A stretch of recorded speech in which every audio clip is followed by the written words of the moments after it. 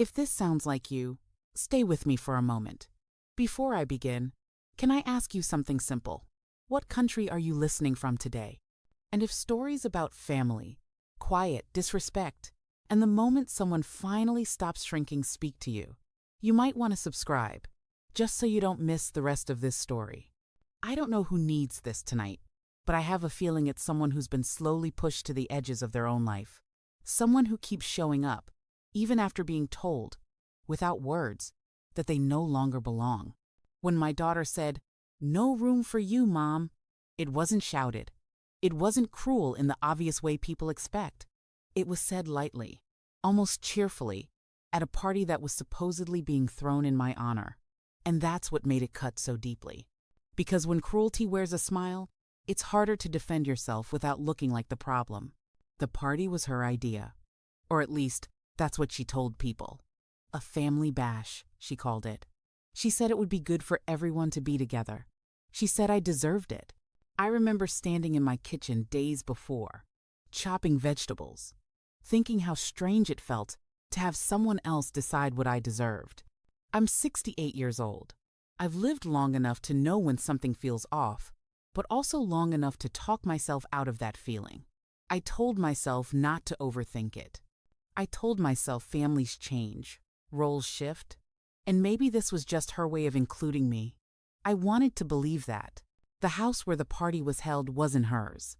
It was mine, or at least it used to be. I had let her and her husband move in temporarily after their second child was born. They needed help, they said. Just a little time, they said. I said yes without hesitation. Mothers like me often do. We don't ask for timelines. We don't ask for guarantees. We assume love will fill in the gaps. Years passed quietly. Then, less quietly. Then not quietly at all. By the time the party came around, I was already living mostly in the guest room. My things had been moved, gently at first, then without asking. The main bedroom became theirs. The living room furniture was replaced. My photos came down. Their taste took over. One neutral tone at a time. Every change came with a reason. Every reason sounded reasonable. And every time I swallowed my discomfort, something inside me got smaller. Still, when the day arrived, I dressed carefully. Not fancy, just neat, respectable. I wanted to look like I belonged there, like I hadn't been slowly erased.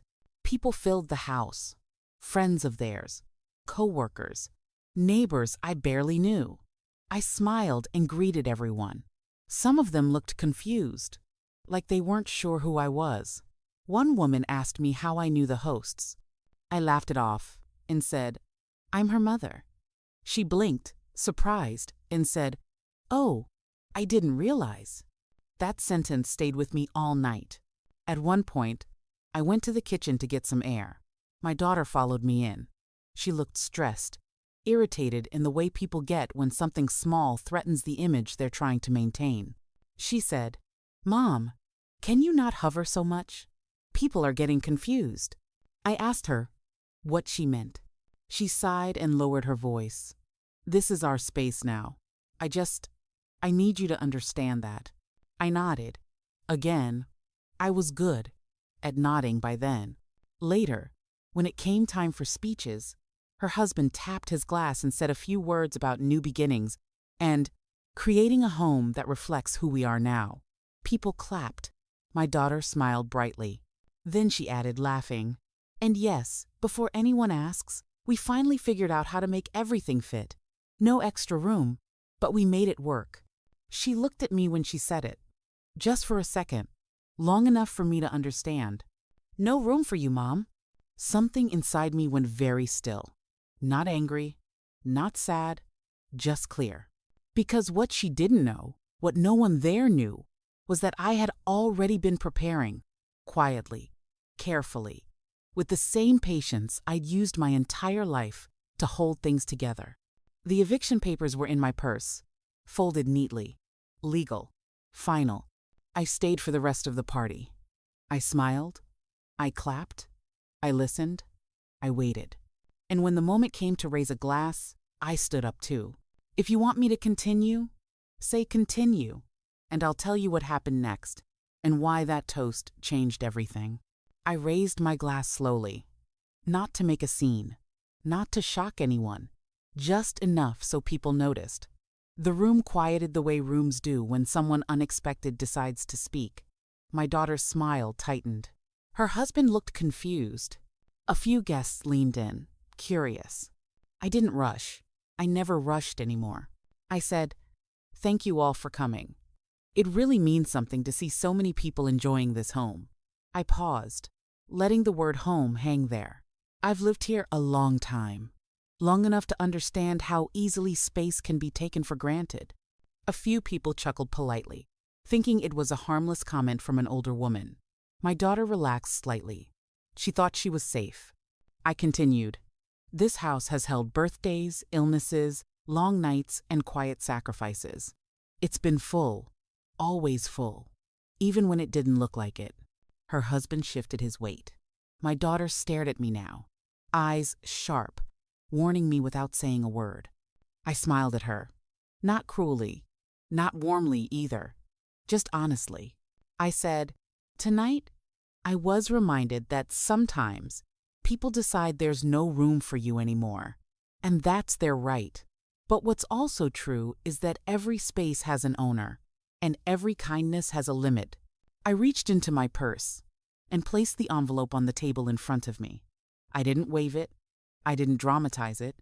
I just set it down like it belonged there, because it did. "This," I said, tapping it once, "is my toast." The silence that followed wasn't dramatic. It was uncomfortable, thick, confused. People glanced at each other, unsure whether they were witnessing something private they shouldn't be seeing. My daughter's face drained of color. She whispered my name, sharp and panicked. "Mom, what are you doing?" I looked at her and said quietly, "What you told me earlier."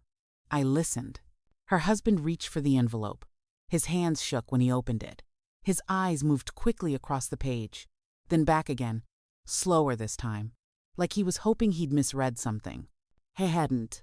The eviction notice was clear, legal, dated, signed, 30 days. Someone laughed nervously. Someone else cleared their throat. A few guests suddenly remembered they had somewhere else to be. My daughter stood up so fast her chair scraped loudly against the floor. "You can't do this," she said. Not angry yet, just desperate. "Not like this." I said, "Like what? Quietly? In my own house? After being told there's no room for me?" She looked around, embarrassed now, exposed. "We can talk about this later." "We have," I said, "for years, just not with words." Her husband folded the papers carefully, like if he treated them gently, they might change their mind. "This isn't fair," he said. "We thought—" "I know what you thought," I said. "You thought time would handle it, that I wouldn't push back, that I'd keep shrinking." My voice didn't shake. That surprised even me. The party dissolved quickly after that. People said awkward goodbyes. Some avoided my eyes. One older woman squeezed my hand on her way out and whispered, "Good for you." That almost broke me. When the house finally emptied, the three of us stood there in the wreckage of half-eaten food and unspoken truths. My daughter started crying. Loud, angry tears. The kind meant to pull you back into your role. I didn't move. She said, "How could you humiliate us like that?" I thought about all the small humiliations I'd swallowed. Being mistaken for a guest. Being told not to hover in my own kitchen. Watching my life get packed into boxes so someone else could feel comfortable. I said, "I didn't humiliate you. I told the truth." She said, "You're choosing a house over your family." I shook my head. "No, I'm choosing myself." That was the moment everything collapsed. The story she'd been telling herself, that I would always bend, always forgive, always make space, fell apart. And once it did, there was nothing left to hide behind. They didn't leave that night. Legally, they didn't have to. But something had shifted. The house felt different again. Not smaller this time. Clearer. That night, alone in my room, I finally let myself feel it. The grief, the guilt, the relief, all of it tangled together. I cried for the daughter I thought I had. For the version of myself who thought love meant silence. For the years I couldn't get back. And I cried because I knew what came next wouldn't be easy. Because standing up for yourself doesn't end the pain. It just changes who carries it.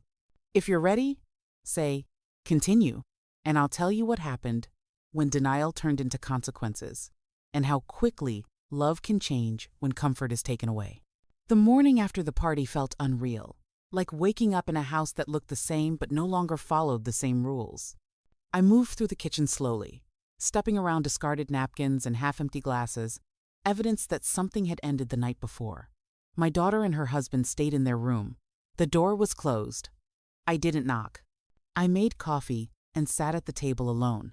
My hands shook for the first time since the night before. That's when it hit me. Not the fear of what I'd done, but the weight of what was coming. Because once you stop pretending, you can't unsee the truth. And once you draw a line, you have to be willing to stand behind it.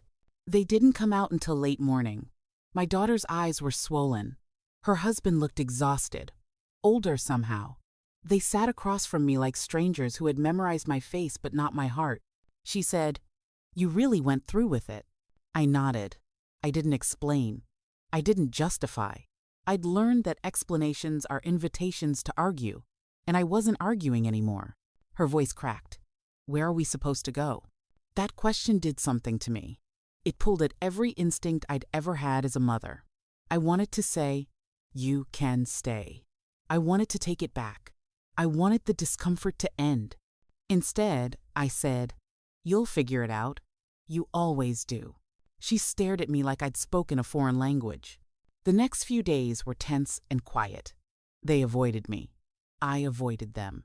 The house filled with the sound of boxes being packed, drawers opening and closing, low arguments behind closed doors. I stayed in my room more than I should have. Not because I was afraid, but because I was grieving. I kept asking myself if I'd gone too far, if I'd confused self-respect with punishment. Late at night, I replayed the moment I placed the envelope on the table, wondering if there had been another way. But every time doubt crept in, something steadied me. The memory of her voice. "No room for you, Mom." That sentence had changed me. It stripped away my excuses. A week in, my daughter confronted me again. This time, there were no tears, just anger. She accused me of betrayal, of choosing control over love, of embarrassing her in front of people who mattered to her. I listened. I didn't interrupt. When she finished, I said, "I didn't do this to hurt you. I did it because I was disappearing." She scoffed. "That's dramatic." "No," I said. "It's accurate." She shook her head.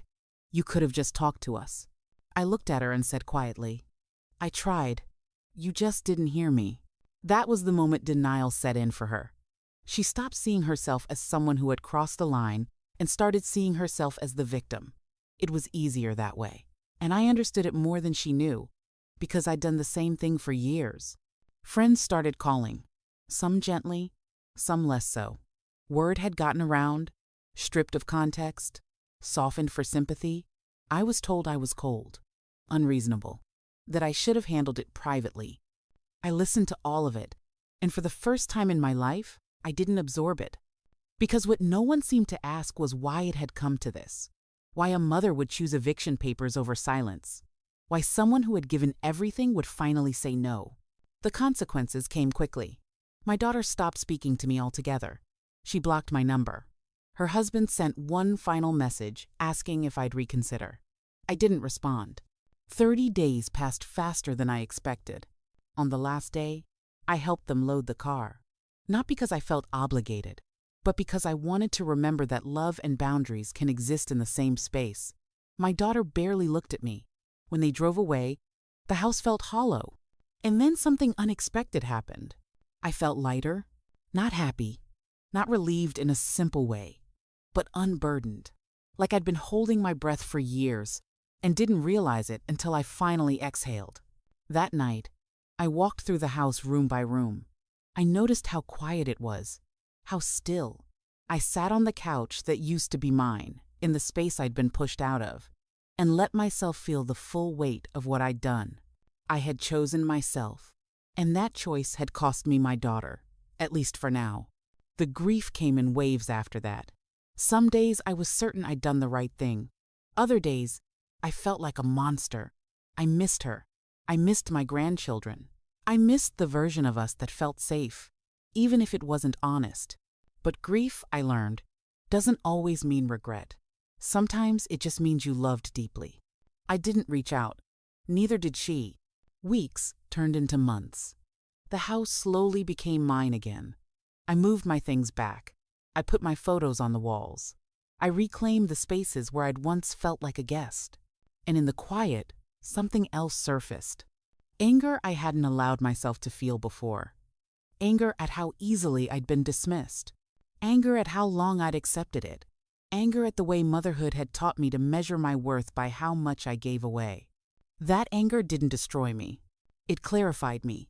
If you're still listening, I want you to understand this part clearly. Choosing yourself doesn't end the pain. It changes it. It turns it from something that eats you alive into something you can finally look at. And if you're ready, say continue, and I'll tell you what happened when the silence finally broke, and how healing doesn't come from forgiveness, but from truth. The silence lasted longer than I expected. Months passed without a word from my daughter. No updates, no photos of the kids, no accidental calls, just a clean, deliberate absence. At first, it felt like punishment. Then it felt like mourning. And eventually, it felt like reality settling into place. I won't lie to you and say I was strong every day. Some mornings I woke up with a heaviness in my chest that made it hard to breathe. I'd reach for my phone without thinking, then stop myself. I learned that missing someone doesn't mean you should go back to the version of yourself that let them hurt you. I started filling my days differently. Not busier, just fuller. I took long walks without headphones, letting my thoughts come and go. I cooked meals I liked, not meals meant to please someone else. I rearranged furniture simply because I could. Small things, but each one reminded me that my life belonged to me again. One afternoon, I found a box in the back of a closet. Old cards, crayon drawings, notes my daughter had written when she was little. I sat on the floor and read them slowly. I cried then, not because I wanted to undo what I'd done, but because I finally accepted that love can be real and still change, that people can grow into versions of themselves you don't recognize, even if you raised them. The call came on an ordinary Tuesday. No warning. I almost didn't answer. Her voice sounded cautious, older. She didn't start with an apology. She started with, "I don't know how to talk to you anymore." I said, "We can start with the truth." There was a long pause. Then she said, "I didn't think you'd actually do it." That sentence told me everything.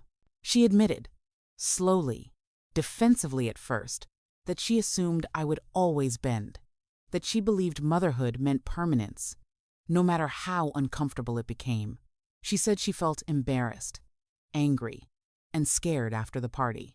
Scared because, for the first time, she realized I could say no. I told her something I hadn't said out loud before.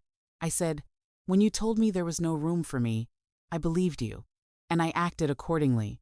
She cried then, quietly, not the dramatic tears from before, the kind that come when the story you've told yourself doesn't hold up anymore. We didn't fix everything in that conversation.